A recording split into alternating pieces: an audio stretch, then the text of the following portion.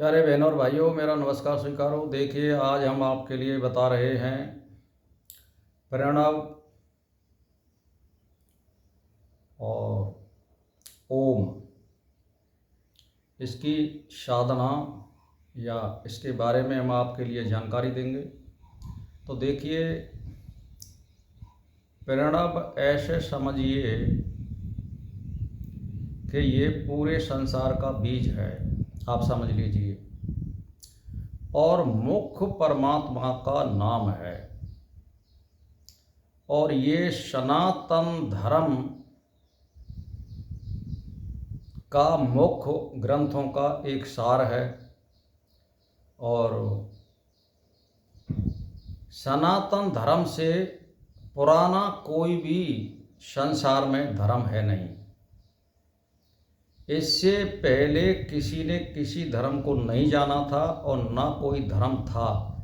इसी सनातन धर्म से सारे धर्म निकले हैं या इसके बाद में बने हैं। सबसे जो पुराना है वो सनातन धर्म है और इसका जो मुख्य नाम है वो ओम है, आप समझ लीजिए। अब और रही बात ऐसी कि संसार में जितनी भी आकाश मंडल में जो गतिविधियां हो रही हैं, जितनी भी ध्वनि निकल रही हैं, वो सब ओम से उत्पन्न होती है। और इन ध्वनियों को कौन सुन सकता है? जो प्रणव ओम अक्षर की साधना करता है। और ये बहुत कठिन साधना है, ये तांगे का घोड़ा है। इसमें पीछे को नहीं देखा जाता है, इसमें केवल लक्ष्य को देखा जाता है, इधर इधर नहीं झांका जाता है। इसमें मोह माया या आचरण विहीन साधना करने वाले के लिए प्रवेश नहीं है। ये बहुत कठिन साधना है, योगियों का ये साधन है। गृहस्थी कर सकता है लेकिन बहुत पक्के नेम वाला होना चाहिए। इसमें बिल्कुल आचरण विहीन से नहीं है, मतलब इसमें बिल्कुल आचरण करना पड़ेगा, तब इसकी साधना संभव है, अन्यथा उसको नुकसान होगा और तुम्हारी शक्ति का विस्फोट हो जाएगा। तो ये इस तरह की साधना होती है। ओम जो अक्षर है वो ध्वनि है, जो आ ओ मा इन तीन अक्षरों से मिल करके ओम बनता है। जो ओम अक्षर आप लिखते हैं वो बनता है। अब ऐसे तीन जो अक्षर होते हैं आ ओ मा, अब इसमें जो आकार है उसमें विराट अग्नि विष्णु आदि हैं।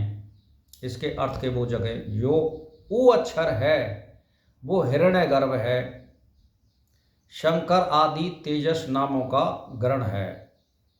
अब माँ जो अक्षर है मकार, ईश्वर प्राप्ति या प्रकृति आदि नामों का ग्रहण होता है। आप समझ गए तीन अक्षरों का मतलब क्या है। इन सब को मिला करके ओम अक्षर बनता है। मैंने आपको बता दिया कि इस ओम अक्षर में तीन अक्षर होते हैं, आ ओ और मा। इन तीनों को मिला करके प्रणव बनता है, ओम बनता है। अब इस ओम की जो साधना है तो ये सर्वप्रथम सर्वश्रेष्ठ साधन है।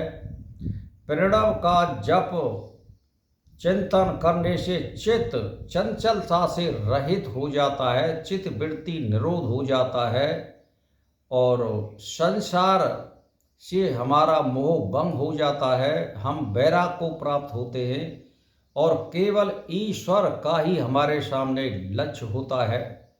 और यदि दीर्घकाल और निरंतर इनके जाप को 3-3 घंटा सुबह और शाम करते रहे और अष्टांग योग का सारे साधनों को आप फॉलो करते रहे तो बड़ी बड़ी लड़ियों को, संसार के रहस्यों को आप खोल सकते हैं।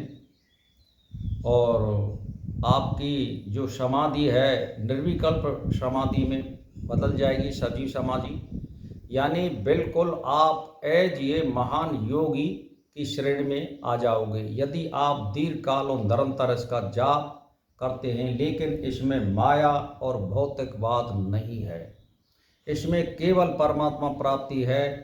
ये बिल्कुल कठिन मार्ग है, तांगे का घोड़ा बनना पड़ता है, इसमें इधर उधर नहीं झांकना पड़ता है। तो कहने का मतलब ये, इसको यदि कोई अपनाना चाहता है सन्यासी मार्ग वाला और साधना करना चाहता है तो ओम अक्षर को अपनाइए। वैसे हालांकि सभी मंत्रों में ओम का जो अक्षर है पहले इसीलिए लगाया जाता है। इसका रहस्य ये भी है, इस बगैर काम चलता नहीं है सनातन धर्म में। और मैंने आपको ये पहले बता दिया, इससे बड़ा या इससे पहला कोई धर्म नहीं था। इसके बाद में बने सारे धर्म आप सोच लीजिए। तो ये परमात्मा का मुख्य नाम है और इसको करने से हमारी जो चंचलता है चित्त की या इच्छाओं से जो रहित होना है हमें, या हमें मुक्ति को प्राप्त होना है, या चित्तवृत्ति निरोध करनी है, वो सहजता से हो जाती है और मुक्ति होना फिर संभव हो जाता है। कहने का मेरा मतलब यह है। और पापों को ख़त्म करने में जब सारी चीज़ आप फॉलो करोगे अष्टांग योग की, तो यकायक उसका जो है पापों का नाश हो जाता है, आप समझ लीजिए। और वो फिर वैराग को प्राप्त हो जाता है और एकांत में रहना चाहता है। वो लोगों से मेल मिलाप नहीं करना चाहता है। ये सड़क का मार्ग नहीं है, ये हवाई जहाज़ का मार्ग है। थोड़ी सी गलती होने पर जैसे जहाज़ गिर जाता है, थोड़ी मिस्टेक पर, यहाँ यही लागू होता है इस ओम साधना में। इसमें गलती बिल्कुल नहीं चलेगी, आगे पीछे नहीं देखा जाएगा। इसमें एक बार गलती करने पर फिर पीछे को मुड़कर नहीं देखना पड़ता है। इसमें किसी चीज़ की पुनरावृत्ति नहीं है। तो कहने का मेरा मतलब ये है कि यदि आप इसको करना चाहते हैं तो मैंने आपके लिए ये साधना बताया है। 3-3 घंटे सुबह शाम करिए और अष्टांग योग का पालन करिए अगर तीव्र वैराग चाहते हैं। और लेकिन ये मैंने बता दिया है, ये सर्वप्रथम सन्यासियों का मार्ग है। इसमें सन्यास मार्ग वाले इसका जाप कर सकते हैं, इसका मनन कर सकते हैं, समाधि को प्राप्त हो सकते हैं और अपने को और अपनी आत्मा को ऊर्ध्वर गमन बनाने में समर्थ हो सकते हैं और यहाँ तक भी मोक्ष संभव है। तो भाई और बहनों, मेरा इसी के साथ नमस्कार स्वीकार हो।